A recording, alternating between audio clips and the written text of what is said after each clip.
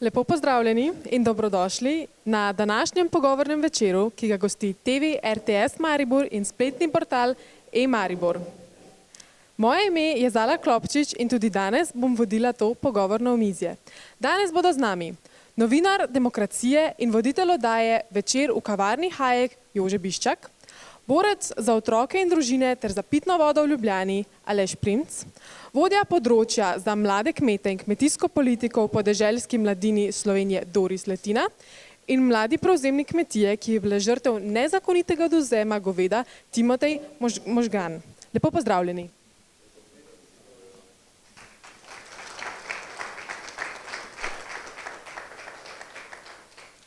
Slovenski politični prostor, predvsem pa vlada, se v zadnjem mesecu sooča s hudimi izzivi.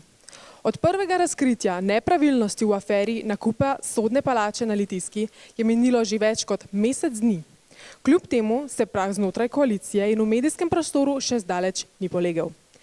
Ob vseh notranjih političnih bojih v koaliciji pa vlado čakajo še bolj pomembni strateški izzivi. V državi stavka praktično celoten javni sektor. Svoboda razmišlja o prepovedi kurjenja na drva. Okrevanje po avgustovskih poplavah je prepočasno, kmetje pa so z vsakim letom v težjem položaju. Njihova nova pečena ministrica pa kljub vsem izzivom nima potrebnih izkušenj niti kompetenc za uspešno reševanje te problematike. Zato se vse bolj zdi, da se koalicija sesuva sama vase in da so izšteti dnevi. Gospod Biščak, kako bi vi kot dolgoletni politični analitik in politični komentator komentirali trenutno dogajanje? So se odnosi med koalicijskimi partnerjami skrhali? Ja, jaz bi prvo rekel, ko pomislim na tole sedanjo koalicijo, ne vem, ali bi se smejal ali bi se jokal. Smejal bi se, če bi gledal neko komedijo, ki ne bi škodovala Sloveniji ali pa mojemu žepu. Zaradi tega se moram pa namreč jokati. Ampak ta koalicija je pač nastala po volitvah in Slovenci so volili, kar so volili. Meni je še vedno fenomen, kako lahko človek voli človeka, ki vodi stranko, ki obljublja višje davke, ki obljublja višje cene, ki pravi, da imajo ljudje preveč denarja oziroma, če bi imeli preveč denarja, da bi ga zapravljali za neumnosti. Jaz ne vem, kaj državo briga, zakaj ljudje zapravljajo svoj denar, ki ga zaslužijo. Mi smo to, nekateri smo na to opozarjali, kar se danes dogaja, da se bo zgodilo že pred volitvami. Danes se pa najbolj čudijo tisti, ki so tega človeka volili. Poglejte, primer Velenja, protesti proti visokim položnicam za energijo.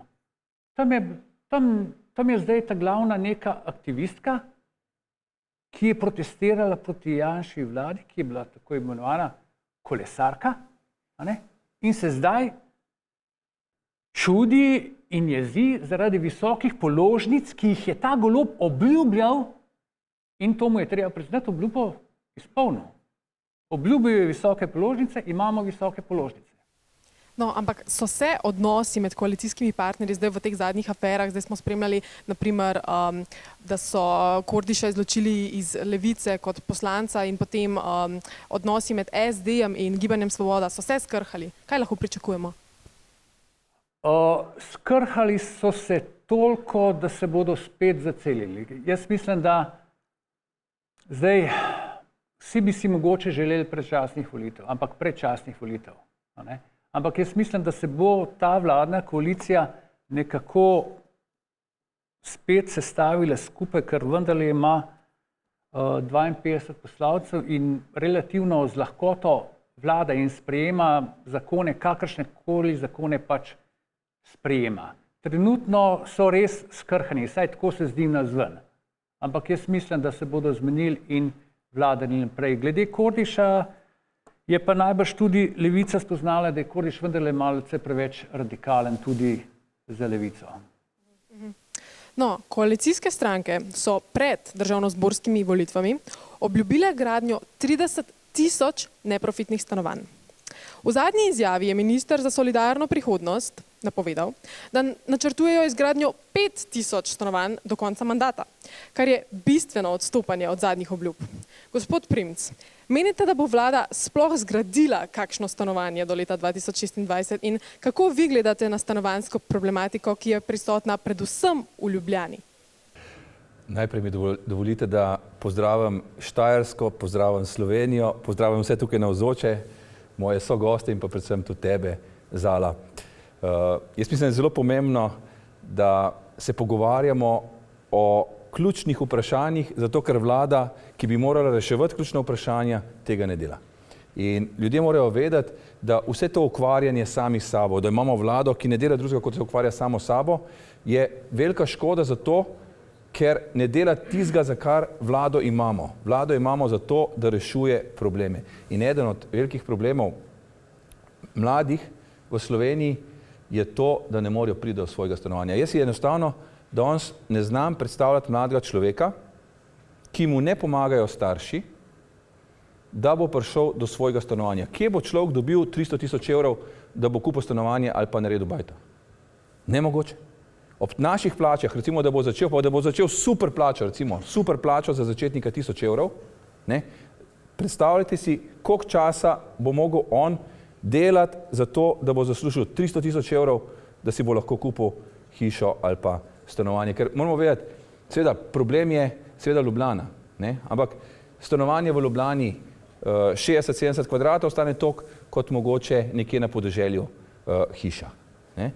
In seveda, kot ste rekli, vlada na tem področju ne dela pravih stvari, ne samo zato, ker ne gradi stanovanj, tudi zato, ker ne omogoča pomoči, da bi mladi lahko obnavljali stare hiše, obnavljali stara stanovanja.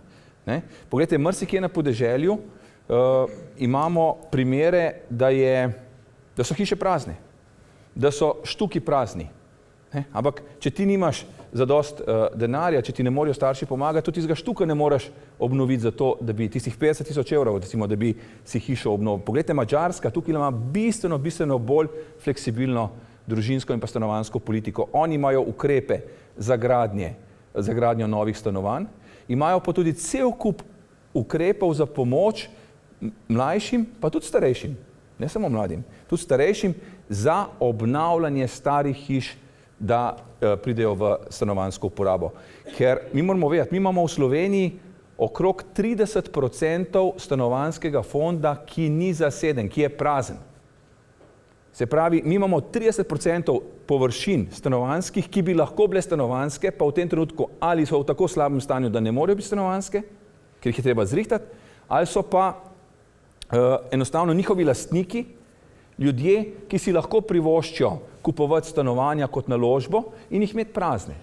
Ne? Tak primer je recimo Ljubljana. Ljubljana pravimo, da postaja na nek način neko mesto, kjer imamo sicer veliko stanovanj, ampak od teh veliko stanovanj več kot 20% praznih. Mnoga so prazna zato, ker bogataši iz cele Slovenije, pa ne samo iz Slovenije, tudi iz tujine, pokupijo draga stanovanja, ker jih seveda drugi ne morejo, in pač jih imajo prazne kot naložbo in čakajo, kdaj jih bodo prodali, cene pa itak samo rastejo. Tako da tukaj je potrebno graditi nova stanovanja, ki bodo dostopna in primerljiva za plače, ki jih imajo naši mladi. Treba je pomagati, da se bodo lahko obnavljale stare hiše in pa treba je tudi predvsem mlade spodbujati, da bodo sploh hoteli skupaj živeti. Ker to, kar mi danes vidimo v Sloveniji, da se mladi odločajo za družino tam okrog 30 let, to je mnogo prepozno. Ampak eden od pomembnih razlogov, da se ne, je prav stanovanjski problem. Tako da ta stanovanjski problem, če bi bila država pametna, bi takoj rešila. Tako da jaz upam, da naslednja vlada bo pristopila k tem stvarem celostno, se pravi ne samo z gradnjo, ampak tudi s celim kupom drugih ukrepov. In kot rečeno, izkušnje iz tujine, predvsem tukaj moram reči, madžarski primer dobro poznam, oni so recimo v tem v smislu družinske politike in spodbujanja rojstev, mislim, da v zadnjem času naredili v Evropi največ. Se pravi, rešitve so na dlani, samo treba jih začeti izvajati. Hvala.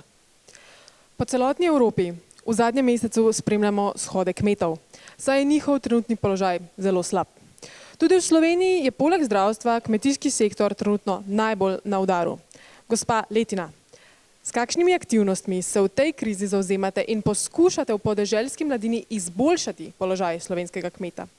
Ali v podeželski mladini v prihodnosti tudi načrtujete kakšen protest? Torej, lepo pozdravljeni. Res je, cela Evropa protestira, kmetje so na nogah, v traktorjih, zato ni samo trenutno stanje nekako tisto, ki je privedlo do tega, ampak vse skupaj, kar se je dogajalo tudi skozi zadnja leta. Vidimo, da so okoljske obremenitve nekako tiste, ki pritiskajo predvsem na kmeta. Vrzel med cenami in stroški se zelo veča. In pa tudi vse ostala bremena, kot so nekako dvojni standardi, ki jih dopuščamo. Torej v Sloveniji imamo zelo visoke standarde pridelave, tudi znotraj Evrope, potem pa iz tretjih držav nekako z raznimi trgovinskimi sporazumi dobivamo izdelke, ki nekako so proizvedeni po drugih standardih. Če že pogledamo Južno Ameriko, izsekavanje pragozda, razne sredstva, fitofarmacevtska sredstva in antibiotiki, ki jih mi pri nas nekako ne smemo uporabljati. In vse to pritiska na konkurenčnost slovenskega in pa seveda tudi evropskega kmeta. In še enkrat, v Sloveniji imamo izjemno dobre pogoje za to, da si ustvarimo kvalitetno hrano, da smo nekako Slovenci tisti, ki res primarno z proizvodnjo hrane tudi gledamo na varstvo okolja. In tukaj vsa ta dodatna bremena, ki so predvidena, ki so nekako bila načrtovana, so kmeta potisnila v kot in nekdo je moral nekako začeti reči dovolj. In z vsemi temi aktivnostmi po Evropi, od Španije, Francije, Nemčije, Poljske, Litva, torej Luksemburg, tudi v Sloveniji vidimo, da stanje ni takšno, kot bi si ga želeli imeti, stanje ni takšno, ki bi nam omogočalo, da bi lahko kmetovali trajnostno v vseh treh vidikih trajnosti. Torej vedno pomislimo najprej na ta okoljski vidik, pozabljamo pa na ekonomskega in socialnega. In tudi tukaj pri Zvezi slovenske podeželske mladine preko raznih aktivnosti opozarjamo, da slovenski kmet ne zmore več vseh teh bremen in pa, da je na koncu dneva potrošnik tisti, ki za svojim nakupom oziroma nenakupom odloči, kakšno kmetijstvo želi imeti. In zdaj, ko se postavljajo razne zahteve, omejitve in pa dodatni pogoji, ki jih je potrebno izpolnjevati, pozabimo, da je samo kmet tisti, ki ostane s tem. Vsi želimo imeti zeleno podeželje, vsi želimo imeti kvalitetno hrano, ampak na koncu dneva, ko je potrebno to plačati, pa večkrat premislimo. Ker je seveda v teh časih zelo smotrna odločitev, ampak konec koncev nekdo mora kmetu pomagati z vso to zgodbo, ki jo lahko skupaj udejanjimo. Torej, če smem še dodati vidik mladih kmetov, torej v Sloveniji imamo zgolj 4,6% mladih kmetov in ta odstotek je nespremenjen praktično od leta 2005. In če mi želimo nadaljevati z kmetijstvom, kot ga poznamo, z trajnostnim kmetijstvom, ki ga zasledujemo, bomo ta odstotek morali nekako skupaj nasloviti in pa povečati. Vedno manj mladih se odloča, da ostajajo na kmetijah, zato je res pomembno, da vsak izmed nas, ne glede na to, v kakšni vlogi smo, prevzame svojo odgovornost in pa aktivno nastopi k temu, da bomo jutri še lahko šli na veliko planino in pa, kar je še pomembnejše, da bomo jutri še imeli slovenski zrezek krompir in pa solato na svojem krožniku. In pa jabolk. In pa seveda jabolka za vsak dan. Doris prihaja s sadjarske kmetije, tako da. Najlepša hvala. V sredini lanskega novembra so aktivisti s pomočjo inšpektorata odvzeli 24 glav živine kmetiji Možgan. Po medijskem pritisku na državne organe se je izkazalo, da je bil odvzem vse prej kot zakonit. Z nami je danes Timotej Možgan, mladi prevzemnik kmetije Možgan, ki je bila prva žrtev teh aktivistov. Iz medijev je bilo zaslediti, da so aktivisti vdrli na privatno lastnino, ob tem pa celo grozili lastnikom. Gospod Možgan, nam lahko poveste, kako je potekal sam odvzem in ali so bile nepravilnosti na vaši kmetiji res prisotne v taki meri, da bi bil odvzem v bistvu nujen? No, hvala za besedo. Zdaj, če bi tako od začetka pogledal, bi rekel, da bi se to zgodilo nekom drugem, da tega ne bi doživel, skoraj ne bi mogel verjeti, ker kaj tacga bi rekel mogoče v kakšnih drugih časih, danes ne. Žal pa je bilo tako, da res, da so pač pridrveli k nam na kmetijo, brez pojasnil so začeli vse postopke, inšpektorica je vodila, imela je seboj svoje zaledje, mislim, vse svoje, ne vem, ali znance, poznance, stranke. Naj bi tudi, koliko so mi potem med postopkom povedali, to bili že kupci, že prej dogovorjeno, da je vse živali so bile že prodane. In seveda, ni mi hotela pojasniti, v tistem trenutku sem bil sam doma, sicer bi rekel, oče kot lastnik živali ni bil prisoten, niti obveščen o tem. Tudi meni ni hotela sploh podati nobenih pojasnil, je rekla, da nisem stranka v postopku in nadaljevala z vsem. No. Grozila me s tem, da bodo odvlekli naše traktorje, da itak ne želim videti dokumentacije, ker je bo itak preveč, pa si bi želel, da je ne bi bilo in tako dalje. Tako da to je bilo, ne znam, mislim, sploh si predstavljati, no, kako je to možno. Tudi policiste sem vmes poprašal za mnenje, sem rekel, tudi vi, nisem še slišal, da bi policist, ne vem, pooblastilo vstopiti na, ne vem, v hišo, v privat lastnino, brez nekega naloga. So samo skomignili, da očitno že ima neka pooblastila. Ona je pa samo zagovarjala to, da je brani zakon, da ima vsa pooblastila in ja. Ko je prej, na primer, kolegica omenila za to, koliko se manj mladih odloča, to mene ne čudi, ne? Ker če pogledamo tudi te zakone, zakonodaja zelo vpliva na to.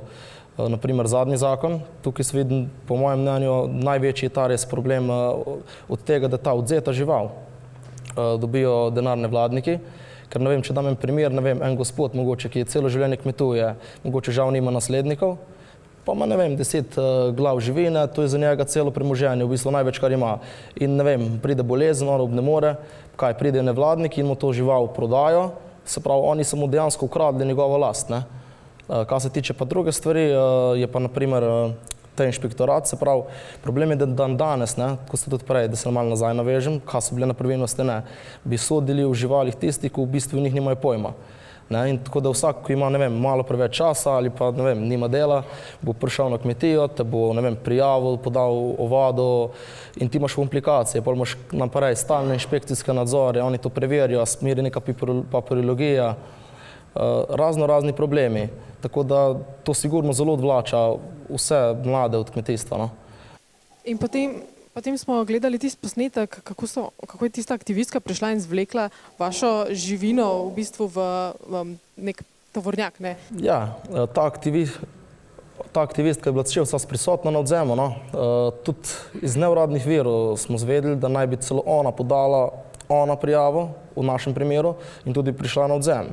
Zbrala si kravo, na Facebooku je takrat objavila, koliko se je ona zaljubila v to kravo, jaz sem celo to shranjena, te posnetke zaslona, tistih njenih objav, podala je ime, zbirala denar za to kravo, celo nabrala ga je,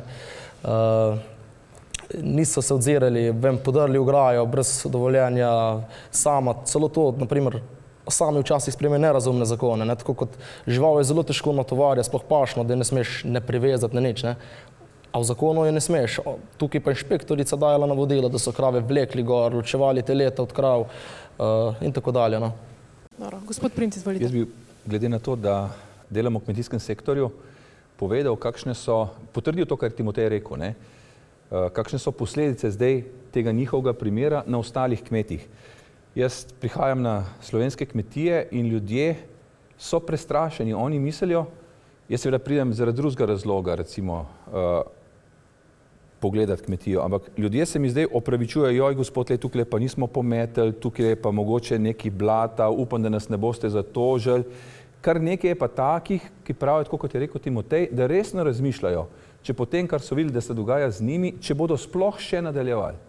Zdaj, mi že itak smo na robu preživetja, že itak razmišljamo o tem, ali se s tem sploh še splača ukvarjati ali ne. In zdaj, ker take stvari vidimo, nas mine vse. Ker tukaj je država pokazala eno, rekel, osnovno nespoštovanje do celotnega kmečkega stanu. Se pravi, ljudje, ki o kmetijstvu, tako kot je rekel, nimajo pojma, pridejo in diktirajo kmetu, da bo kako naj skrbi za živino, ampak to še ni najhujše. Najhujše je to, da izvajajo nasilje nad njim. In kmet, pogledajte, v zgodovini je vedno znal se upreti in meni je žal.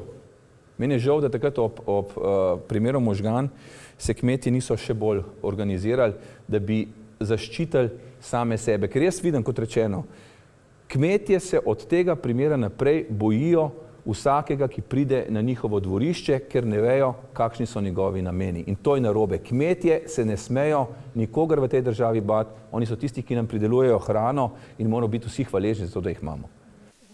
Če dovolite še najprej, gospa Letina. Ja, želela sem poudariti, da zagotovo je dobrobit živali izjemno pomembna in je skrb vsakega pravega rejca in tudi kot družba se zavedamo te pomembnosti, ampak res pa je, da to mora biti strokovno, ne samo napisana zakonodaja, ampak potem tudi izvajana.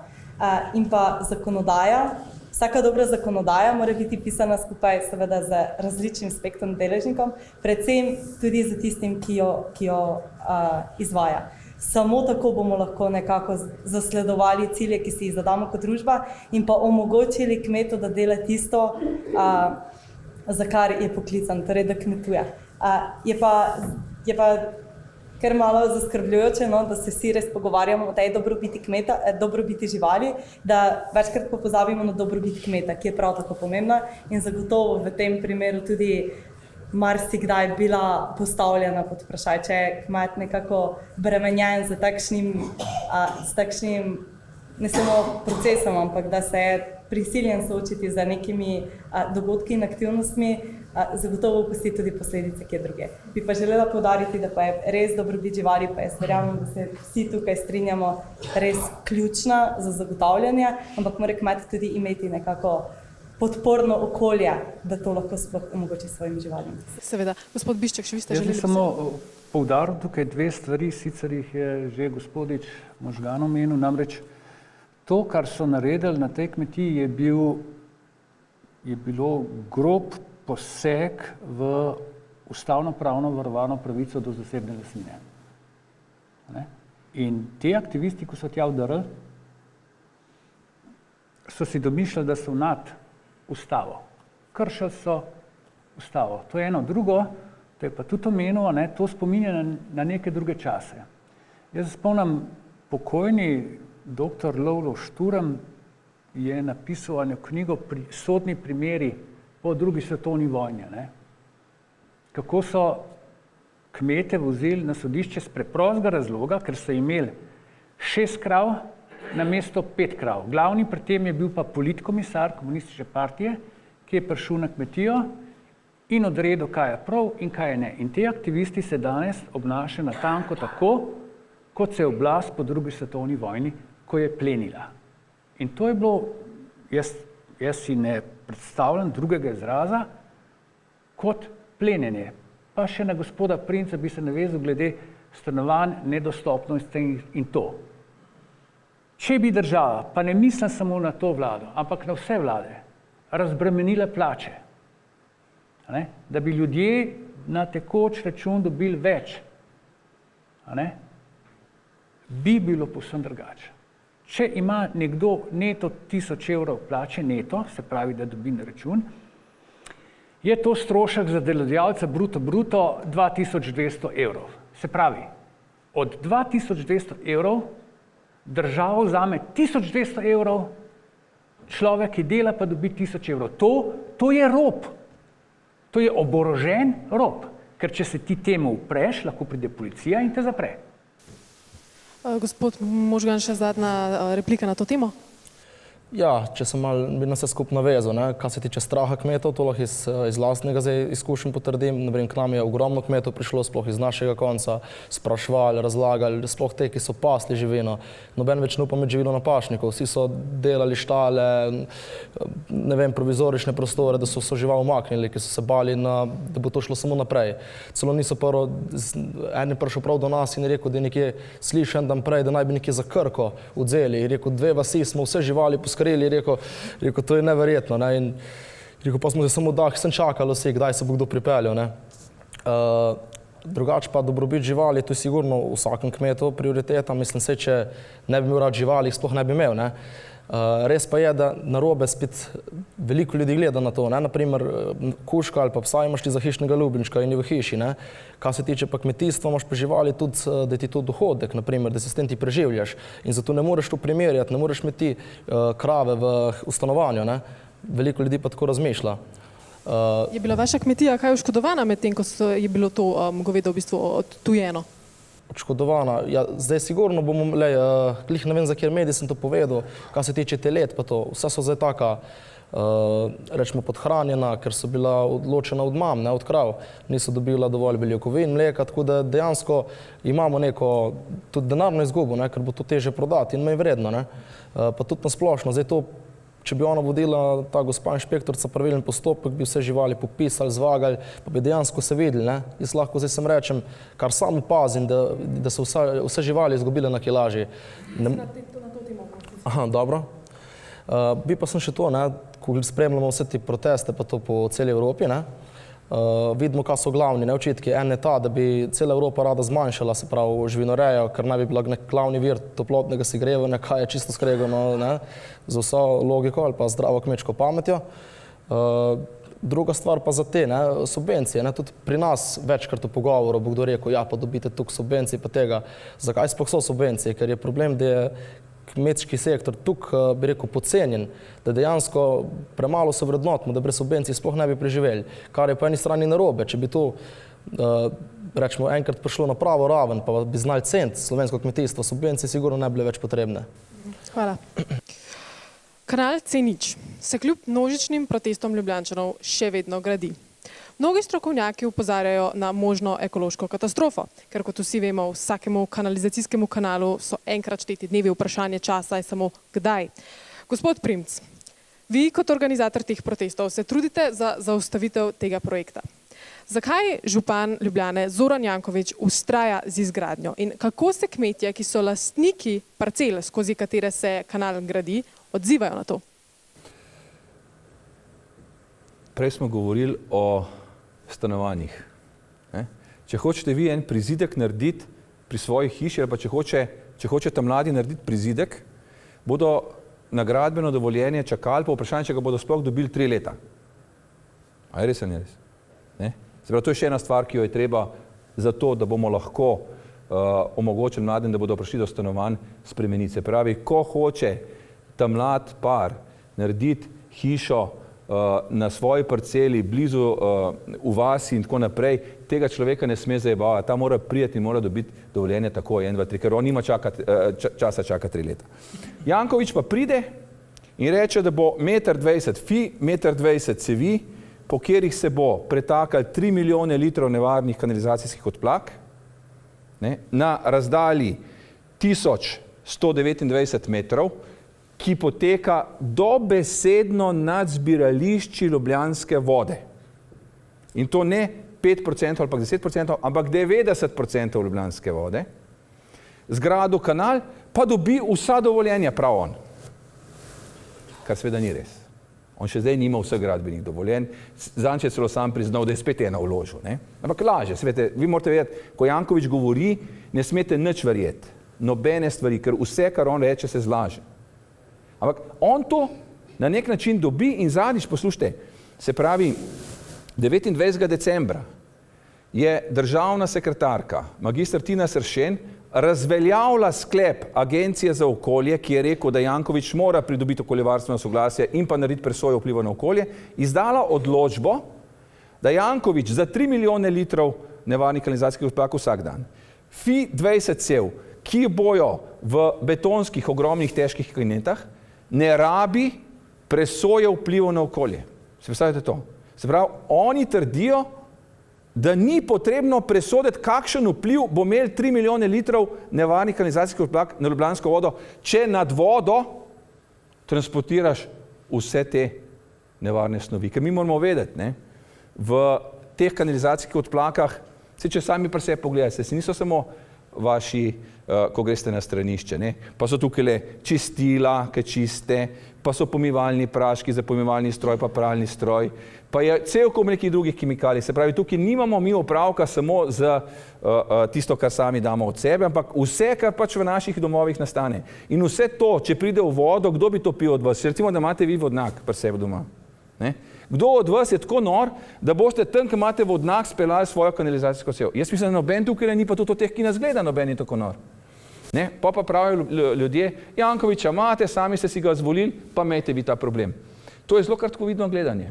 Ker vi morate vedeti, zdaj, ko je izdala državna sekretarka odločbo, da za tak kanal v Ljubljani ni treba presoje vpliva na okolje in da se to lahko dela, se to tudi lahko kjerkoli na Štajerskem naredi, ker bo vsak župan štajerski, ne, ali pa kjerkoli drugje v Sloveniji lahko rekel, če Janković lahko, zakaj pa jaz ne bi smel, ker vi morate vedeti, tukaj zadaj so gradbeni interesi, tam je ogromno parcel, ki so seveda nezazidljive zato, ker se ne sme graditi na vodovarstvenih območjih, ne, in če boš pa ti enkrat kanalizacijo čez pelal, pa ni nobena stvar tako nevarna kot to, se pravi, se lahko gor gradi, se pravi, hudi pritiski, da bi se ta področje zazidali so. In vi morate vedeti, ni samo Janković tak rad zida, pa od tega kasira provizije. Imate tudi vi vaše župane po Štajerskem take. In če se bo to enkrat v Ljubljani dovolili, ljudje, vi morate vedeti, boste imeli tudi drugje s tem težave. Tako da zdaj, ko branimo vodo v Ljubljani, jo branimo v resnici za celo Slovenijo. Pa še to morate vedeti, mnogi, tudi štajerski otroci, pa mnogi bolniki hodijo v Ljubljano občasno. Ne? Ali na študij, na srednjo šolo, ali pa kot bolniki v ljubljanske bolnice.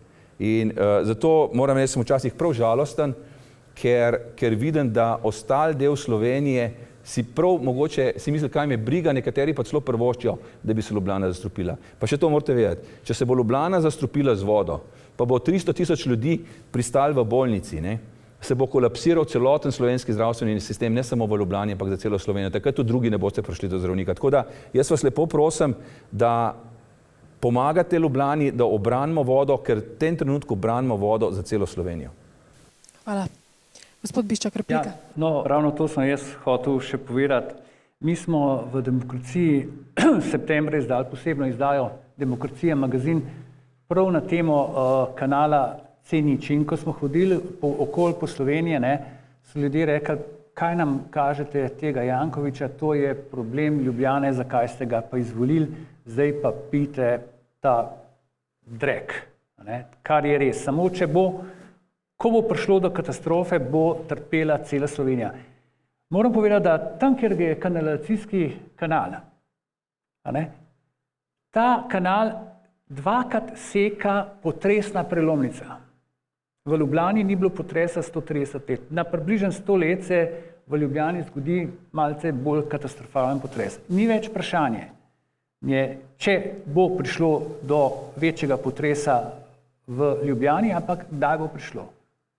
Ko se bo zatresal, 7 stopnje, bog ne daj 8, se bo ta kanal prelomil in ves drek bo stekel direkt v podtalnico.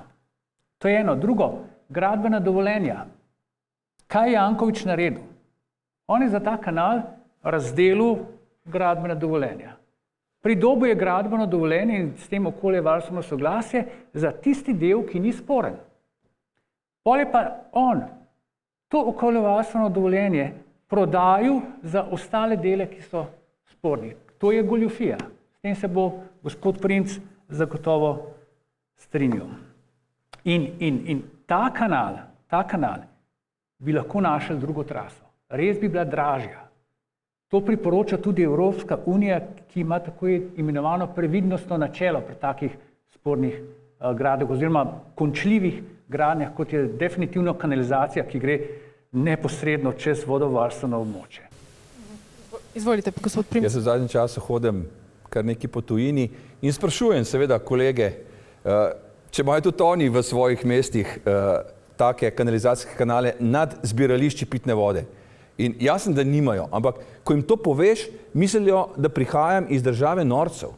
Mislim, to je noro. To je noro. Ljudje ne morejo verjeti, da obstaja država na svetu, ki nad svojo vodo vleče kanalizacijo. Mislim, to je nepredstavljivo. Jaz moram reči, a veste, ko živiš v tem, skozi pa nekako normaliziraš, pa rečeš, ok, se borimo, ampak ko pa pridem, pa te stvari v tujini povem, te pa gledajo, kot da si še ti nor.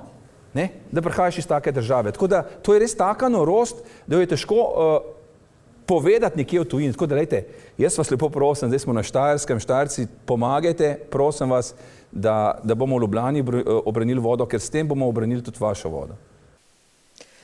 Robert Golob je v tem mandatu ustanovil vladni strateški svet za preprečevanje sovražnega govora, na katerega padajo očitki, da vse bolj omejuje dejansko svobodo govora in seveda predvsem tistim, ki so kritični do aktualne oblasti. Vodi ga seveda Nika Kovač. Gospod Biščak, je ta strateški svet grožnja svobodi govora in kako v bistvu vi definirate sovražni govor? Sovražnega govora sploh ne moramo definirati, ker ne obstaja. To je pojem, ki so se ga izmislili progresivni ne samo v Sloveniji, ne, ampak tudi drugod po svetu, ne, da bi utišali drugače misleče. To je eno. Sovražni govor, ta pregon sovražnega govora pravzaprav omejuje svobodo govora. Veste, svoboda govora je ali pa je ni. Svoboda govora je sestavljena iz različnih govorov. Iz ljubezenskega govora, iz žaljivega govora, iz ne vem kakšnega govora. Če ti vzameš samo en člen iz tukaj mimo, ni več svoboda govora. Ker svoboda govora je temeljna človekova svoboščina, ki je neodtujljiva in je ti ne moreš deliti niti omejevati z nekim sovražnim govorom, ker pa to ni več svoboda govora. A veste, če ti koga užališ, ima on vso pravico, da te civilno toži. Ne? Če pa je kazenski pregon, kakršen, ki sem se jaz doživel, ko te država po uradni ni dolžnosti preganja, ne? To pa je že omejevanje svobode govora. To pa že meji potem na cenzuro. No, ampak imate mogoče kakšno mnenje o tem samem strateškem svetu za preprečevanje sovražnega govora, kaj dejansko oni počnejo in ali to ogroža svobodo govora? Definitivno, da to ogroža svobodo govora. Ker ta strateški svet bo sprejemal odločitve, ki so namenjene izključno temu, da se omejijo mnenja ideoloških in političnih nasprotnikov. Izvolite, gospod Primc. Jaz mislim, da se vsi mi strinjamo, da ni prav, da vsak vse reče. Recimo, da bi zdaj en od vas začel tukaj kričati, pa se nekaj nedostojno obnašati, bi vsi rekli, ok, da je človek malo se umiri, tukaj pač smo prišli sem, da se neko normalno pogovarjamo in tako naprej. Ne? Če nekdo v družini kriči, pa grozi, pa tako naprej, se vsi strinjamo, da to ne sme delati, ne? Ker pač v družini smo zato, da poskušamo graditi dom, graditi dobre odnose, kdaj se skregamo, ampak ni pa, je meja. Ne? Se pravi, vsi se zavedamo, da obstaja v naših komunikacijah neka meja, kjer ne smemo prestopati, oziroma če jo prestopimo, naredimo nekaj narobe. Če pa država diktira v političnih debatah ali pa družbenih debatah, kaj kdo lahko reče, kaj, ne način, kaj, ne? Potem je pa to seveda velik problem. Ne? In kako levičarji definirajo sovražni govor? To je najbolj nora zadeva. Oni kot sovražni govor definirajo vse, kar njim ni všeč. Vse. Ne? Se pravi, ne rečeš nekaj, s čimer se oni ne strinjajo, njim ni všeč in oni začnejo kričati sovražni govor, sovražni govor. To je noben sovražni govor, človek. Ti lahko mrske rečeš, kar meni ni všeč, jaz ti bom odgovoril nazaj po svoje in bova pač debatirala. Ti pa, ker noče z mano debatirati in ker se noče soočati z debato in argumenti, ne, zakriči sovražen govor in potem mene hočeš izločiti debate. In ta sovražni govor, se pravi, je namenjen temu, da oni vse, kar njim ni všeč, razglasijo kot sovražni govor in hkrati, da onemogočijo debato. Namesto, da bi svoja stališča soočili v demokratični razpravi, hočejo izločiti vse, ki se z njimi ne strinjajo. In to je zelo nevarna zadeva in to moramo preprečiti.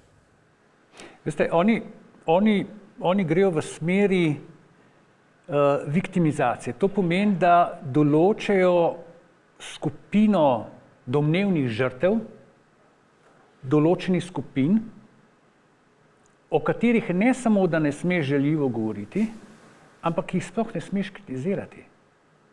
Ki ne smeš kritizirati te usmeritve ali pa njihove agende. Pa govorimo bodisi o ilegalnih migrantih, govorimo bodisi o tako imenovani LGBT agendi, transspolnikih in celo o zanikanju podnebnih sprememb je danes že sovražni govor. Če ne verjameš, da se Zemlja segreva, je to sovražni govor. Ali pa če ne verjameš, da obstaja 100 spolov, je tudi sovražni govor. Se pravi, Več spolov, tisti, ki mislimo, da obstajata samo 2 spola, smo sovražni govor. Pa ste vi znoreli, kaj vam je? Noro. Pred 3 tedni so kmetiji Možgan končno vrnili vso odvzeto živino. Slišati je bilo iz medijev, da so krave v bistveno slabšem stanju kot pred odvzemom. Gospod Možgan, nam lahko zdaj vseeno bolj podrobno pojasnite stanje tega vrnjenega goveda? Dobro, hvala za besedo. Ja, ko so od krave nam odpeljali, edino, kar bi lahko rekli, da je bil nek očitek, kaj je bilo s kravami, da so bile mogoče malce blatne. Ko so jih pa vrnili, so bile pa, kar pri tem rečemo, res bile so srane, ko so jih vrnili, kar pa na živali bistvenega pomena ne bi imeli. Ampak če ti odpelješ živali, zato ker naj bi bile umazane, pa vrneš bolj umazane, pa tle nekaj hudo narobe. Potem pa, kot sem prej že omenil, kar se tiče telet, največja škoda se je zgodila pri tej, ko so jo evtanazirali, je bilo treba uspavati, ker je imela pač pruh in pač en del je bilo tudi mogoče, da je bila malce napačna diagnoza postavljena, ker se je mislilo, da ima absces in ko se je to dalo antibiotik, prerezalo, je pač porinilo črevo, no? Ven in ni bilo druge rešitve za njo. Zdaj pa potekaš intenzivno zdravljenje druge krave, ki pa prišla v drugi rundi, ne v tisti prvi, katera je pač poginila. Ima pa dejansko absces in je še vedno zdaj se cedi gnoj iz rane, dobiva antibiotik, pač nevarnost je, da bi prišlo do zastrupitve in da dobi sepso. Ampak upam na najboljše, no, da se to pozdravi. Po eni strani pa tudi smo imeli mogoče v našem primeru malo sreče, da je bilo to res medijsko izpostavljeno, čeprav mi res najprej ni bilo to najbolj všečno, ampak tako je prišle res vse na dan, da so se dogajale nepravilnosti, ker moramo vedeti, da ta inšpektorica ima dejansko prevladujočih močno politično zaledje. Kakor jaz vem, naj bi bila ona tudi osebna prijateljica za Tino Gaber. Tudi pred odvzemom je vsem tem določenim akterjem poslala elektronske naslove, preden je pač ogledala si našo kmetijo, da bo naredila odvzem. Se pravi, ona že preden je pogledala stanje, se odločila, da bo izvedla odvzem. In tudi zdaj vidimo, da jo, kakor se le da, nekam branijo, zdaj nekam v Ljubljano prišla, da bo ona pisala nove zakone o dobrobitu živali in tako dalje. Bi pa res v našem primeru tudi mogel pohvaliti Kmetijsko-gozdarsko zbornico in sindikat kmetov, ker so se zavzeli za nas, sploh pa odvetnika gospoda Matoza, da smo skupaj to izpeljali. Ker mislim, da če tega ne bilo, bi to vse skupaj se pometli pod preprogo in pač ja, so imeli zanemarjene živali in to je to, da bi bil tak epilog. Seveda pa še oni bi točke nabirali, koliko je bil ta zakon potreben, pa kako rešujemo živali. Ampak špekuliralo se je, da niso vse živali iste, kot so bile odvzete. So to samo govorice ali je na tem kaj resnice? To bom jaz rekel, da so govorice. Iste so pa v bistveno drugačnem stanju. Jaz bi povedal, da so imeli Možganovi ne samo podporo kmetijskih organizacij, ampak so imeli veliko podporo tudi slovenske javnosti. To mislim, da je izjemno pomembna stvar, da se je slovenska javnost postavila na stran velika večina družine Možgan.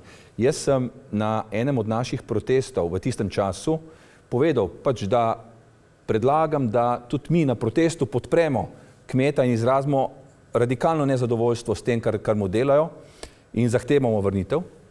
To je bil najmočnejši aplavz do sedaj, ki smo ga imeli pred magistratom. In to je bilo za mene ena velika spodbuda. Sem videl, enostavno leta Ljubljana je solidarna z našimi kmeti. To je stvar, ki me je močno razveselila, tako da se mi zdi, da je, glede na to, da je bil ta zakon pripravljen tako v neki skritosti, da je potem bil sprejet na hitro, da je takoj, nekaj dni potem, ko je bil sprejet, že stopil v veljavo na njihovi kmetiji, takrat so se ljudje zavedali, kako nori so ti ljudje. Se pravi, da te stvari, ki jih napišejo, v resnici imajo namen tudi izvajati. Veste, včasih rečejo, nobena juha se ne poje tako vroča, kot se skuha, ampak ta juha se je pojedla še bolj vroča, kot se je napovedovalo, da bo. Se pravi, v živo je bilo še hujše, kot se je karkoli napovedalo. Tako da to je ena stvar, druga stvar pa tako radi prenašajo neke občutke človeške na živali. Zdaj mi pa povejte, kako so se počutile te krave, ko so jih tam prišli neki tuji ljudje, ki jih niso poznali, ki so jih nekam nalagali, pa niso reve vedle, kam gre. Se te klave so mogoče mislili, da jih bodo ubili takrat, ne? In potem so jih spet nalagali, se pravi, tudi iz tega čist človeškega vidika, ne, bi lahko razumeli, da to, kar so delali te kravam, je bilo eno hudo nasilje. Žival se najbolj počuti v nekem svojem znanem okolju, ob znanih ljudeh, ne pa ob nekih tujih, pa še tako norih, da so jih potem zavezali na tiste štrike in vlačili gor in tako naprej. Se pravi, tudi niso se držali tega, čemur pravijo, da so sami zavezani. Se pravi, oni pravijo, da so zavezani dobremu počutju živali, pa to, da bi se z njimi čim bolj delali. Oni so pa vse tisto, kar govorijo, povozili za svojimi dejanji. To je res, ja. Če ne bi bilo podpore javnosti, bi sigurno, tako da jaz na tem mestu bi še res vsem, ko so nas, pa nas še podpirajo ali pa podpirate, še enkrat zahvalo. Ko pa rekel zdaj gospod Primc, dobrobit živali, ja, prevoz to je sigurno največji stres. Žival, ki se ni nikoli v življenju prevažala, to je za njo večjega stresa ne more biti, ne. Pa to dvakrat, pa vse prelaganje, pa so nekje na enem zbirnem centru zlagali, pa spet prevažali, pa sigurno, da to ni dobro. Kar se pa tiče tega zakona, ne, tudi ko se vrši odzem, inšpektorica mi je izjavila, ne, da ima ona se pravi podlago glede tega zakona. Ko je pa to prišlo v medije, je pa izjavila, ne, jaz sem pa delovala po starem zakonu in res tudi pol, ko sem to preveril, ona je na odločbo napisala številko starega zakona, ampak kakor pa jaz, na primer, pa sem laik, se na to spoznam, ko je enkrat sprejet nov zakon, star ne velja več, a mogoče je v kakšnem primeru drugače, ne vem. Lansko leto je bilo kljub finančnim spodbudam samo 23 mladih prevzemnikov kmetij. Gospa Letina, kaj je glavni vzrok za tako zastrašujoče majhno število? Kako se s tem spoprimate v vaši organizaciji in s kakšnimi izzivi nasploh se sooča mlad kmet? Torej, še enkrat, v Sloveniji imamo zgolj 4,5% mladih kmetov. Lansko leto, da malo popravim, je bilo 78 tistih, ki so prejeli pozitivno odločbo, ko so kandidirali na javnem razpisu za podporo za vzpostavitev gospodarstva mladih kmetov. Eden izmed razlogov je zagotovo to, da je bil razpis izjemno kratek čas odprt, na kar smo seveda tudi opozorili, ampak so potem nekako zagotovili, da bo razpis zelo zgodaj letos in da bodo vsi, ki bi to radi storili, lahko naredili kar se da hitro. Je pa bilo zgolj 21 odobrenih vlog na javnem razpisu za medgeneracijski prenos znanja. Torej, to je pa tisti razpis, kjer pa kandidirajo prenosniki, ki so mladim prevzemnikom dali kmetijo in potem se zavežejo, da 3 leta mlade kmete mentorirajo, da prenašajo svoje znanje in izkušnje, torej da skupaj z njimi še vedno so na kmetiji in jim pomagajo. Obe številki sta zelo nizki, nizek je torej odstotek, ki pa je nekaj, na kar moramo biti pozorni. Kljub vsem dobrim spodbudam, ki jih imamo v Sloveniji, torej razpis za mlade prevzemnike, zdaj medgeneracijski prenos znanja, kjer se še nekako zavzemamo, da bi bil izvzet iz obdavčitve. Torej na kmetiji vsak evro pride zelo prav, pa ga je potrebno kar večkrat pogledati in investirati, se zagotovo multiplicira. Kljub vsem tem spodbudam, ki so dodatnim stopnjam sofinanciranja, plačilom za mlade kmete na prvem stebru, torej imamo zelo dober sistem, ki pa žal ni dovolj dober, da bi pa vseeno uspeli mi zagotoviti stabilno generacijsko prenovo v Sloveniji. Razlogov je več, torej nekaj smo jih že v prvem delu omenili, vse te negotovosti, trenutno živimo v zelo negotovem, ne samo geopolitičnem, pa makroekonomskem, pa tudi kmetijskem okolju, torej vremenske razmere in pa vse te zahteve in pa nekonkurenčnosti, konkurenčnosti, ki prihajajo od drugod. Tu je še zagotovo pri mladih kmetih, mladih prevzemnikih dostop do zemlje, dostop do kmetijskih zemljišč. Dobre 4/5 kmetijskih zemljišč imajo v upravljanju nosilci stari več kot 41 let. Če pogledamo še vso razdrobljenost, ki jo imamo v Sloveniji, če pogledamo to, da se širijo ne samo industrijske cone, ampak da se kmetijska zemljišča uporabljajo tudi za druge namene. Zdaj smo priča v tej savinjski regiji, so se kmetje uprli in so nekako samoiniciativno začeli s protesti zaradi raznih razlastninjanj. Napovedujejo se tudi razlastninjanja zaradi vzpostavitve vetrnih in pa sončnih elektrarn na kmetijskih zemljiščih, tudi jedrske elektrarne, ampak seveda ne moremo nekako si predstavljati, da žrtvujemo vedno kmetijska zemljišča. V Sloveniji imamo zgolj 800 kvadratnih metrov njivskih površin na prebivalca, smo pa na prvem mestu oziroma zelo visoko v Evropski uniji, ko pa pride površine trgovskih centrov na prebivalca. In seveda, če bomo mi želeli imeti trgovske centre, nekaj se bo moralo notri prodajati. Zagotovo vsi želimo te slovenske hrane.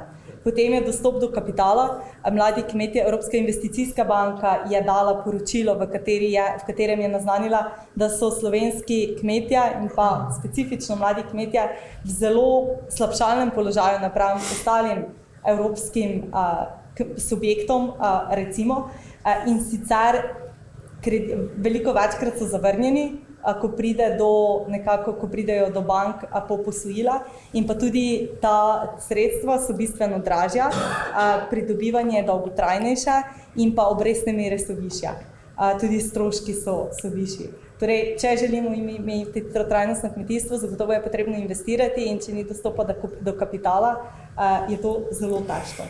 Potem so še tu velika potrebna zavarovanja, ki pa vemo, da so sploh pri mladih kmetih, ki stopajo v panogo, izjemno težka. Dostop do znanja. Ta dostop do znanja, imamo ogromno institucij, ki kreirajo znanje, imamo res veliko znanja, ampak potem to znanje nekako ne najdemo na kmetijah. Zagotovo je eden izmed razlogov tudi dostop do kapitala, vendar znanje mora biti uporabno, dostopno in pa seveda prilagojeno. Tu govorimo o digitalizaciji, živimo v 21. stoletju, dobi digitalizacije, pa še vedno ta digitalizacija nekako ni tako razširjena, da bi nam poenostavila delo in pa omogočila, mogoče tudi pocenila in pohitrila. Torej, to želimo, da se razširi in pa da je prilagojeno in dostopno vsem. Torej, ne samo velikim, ampak da je zelo specifičnim kmetijam, kot so, ne vem, majhne kmetije, ki še trenutno nimajo velike razvitosti tehnologij, različni sektorji pridelave. Torej, da bi res čim večji korak naredili nasproti temu. Upravljanje s tveganji, pa tu zdaj ne govorimo samo vremenska tveganja, ki so iz leta v leto bolj izrazita, ampak tudi tržna in pa dohodkovna tveganja. Ta dohodkovna tveganja ne samo za kmeta, ampak tudi za celotno družino. Za kmetija je tak specifičen subjekt, kjer ne živi samo en od te dejavnosti, ampak tudi ostali člani, in tu je ta razkorak, zakaj mogoče v Sloveniji se kmetije prevzemajo pozneje. Zato, ker generacija, ki predaja kmetijo, generaciji, ki sprejema, torej mladim kmetom, nima dohodkovne in socialne varnosti, da bi to lahko nemoteno storila. Tu so še seveda položaj kmeta v verigi vrednosti preskrbe s hrano. Vemo, da je kmet najšibkejši člen, ki je tisti, ki mora ceno sprejeti, tudi pogajalska moč je izjemno nizka, in pa zagotovo še ostali dejavniki. Bi pa želela izpostaviti še en pomemben podatek. V Sloveniji biti kmet je zelo osamljen poklic. Torej, večino dela preživiš sam, ali v traktorju ali v hlevu, in tudi stiske so verjetno zato večje. Če pogledamo nekoga, ki hodi v službo, pa nekoga, ki ostaja doma, ti si doma vpet v delovnem procesu z istimi ljudmi, s katerimi si potem pri kosilu, večeri, torej z ljudmi, s katerimi prideš konflikt, se nekako potem tudi pojavljajo skozi cel dan. Mogoče je malo lažje, če greš v službo, pa zagotovo ima vsak svoje specifike, pa ne vedno. Ampak pustiš neke težave tam, pa prideš domov, pa razmisliš, pa je malo lažje. V Sloveniji je stopnja smrti zaradi samomorov 4-krat večja med kmeti kot med ostalimi profili, ostalimi poklici. In to je zaskrbljujoče. To so zagotovo vse tisti izzivi, ki jih je potrebno nasloviti, in ki jih kot Zveza slovenske podeželske mladine tudi naslavljamo, ker če bomo mi uspeli vzpostaviti podporno okolje, če bomo uspeli zagotoviti okolje, kjer bo kmetijstvo omogočalo dostojno življenje kmetov, bo tudi odstotek število tistih, ki se bodo odločali ostajati doma na kmetijah, višji. Če pogledamo nekako statistiko, včasih, torej razpis, ki je bil 2014, pa če primerjamo razpis lansko leto, za mlade prevzemnike. Takrat je bilo zgolj nekaj posameznikov, ki so ob tem, da so kmetovali, ko so kandidirali na javni razpis, še hodili službo. Zdaj je to že skoraj polovica. In težko si je predstavljati, da nekdo, ki v službi 8 ur dela, potem še pride na kmetijo, ki spet terja celega človeka. Zato so tudi stopnje nesreč bistveno višja in to so vse tisti nekako omejitveni dejavniki, ki na to vplivajo. Pa če se smem še vrniti enkrat na začetek, torej na te proteste znotraj Evrope, definitivno si vsi prizadevamo za boljšo prihodnost. Kmetje pa si zgolj želimo imeti normalne pogoje, torej nikjer se nekako ne zahteva dodatnih sredstev, dodatnega denarja, čeprav zagotovo bi prišel prav, ampak si prizadevamo zgolj za normalne pogoje za kmetovanje. Danes in pa predvsem jutri, da bomo imeli koga, ki bo naslovil to prehransko varnost, ki mora biti strateški izziv za državo oziroma strateški cilj prioritetno visoko.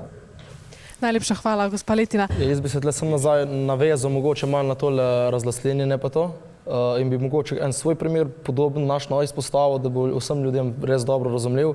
Naprimer, v tvojem zemljišču poteka neka javna cesta oziroma ali bodo gradili ali pa kolesarska steza in ti dobiš od občine ponudbo, ne vem, evro po kvadratnem metru, kaj je dobesedno norčevanje iz vrednosti tvojega zemljišča.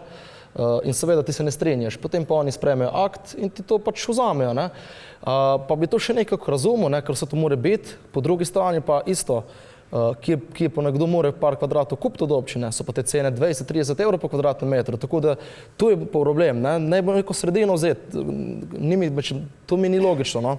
Drugače pa, kar se tiče tudi samomorilnosti, to moramo vedeti, ne, slovenski kmet je zelo navezan na svojo zemljo in seveda zelo težko je tukaj denar zaslužiti. Marsikdo mora, ne vem, vzeti kredit, da gre v neko investicijo in če se to vse skupaj podre, je lahko ono vse svoje imeti v svojo zemljo in takrat so res hude stiske in mogoče je res problem, da se premalo takim ljudem pomaga, ne, v teh težkih trenutkih za njih. Res je.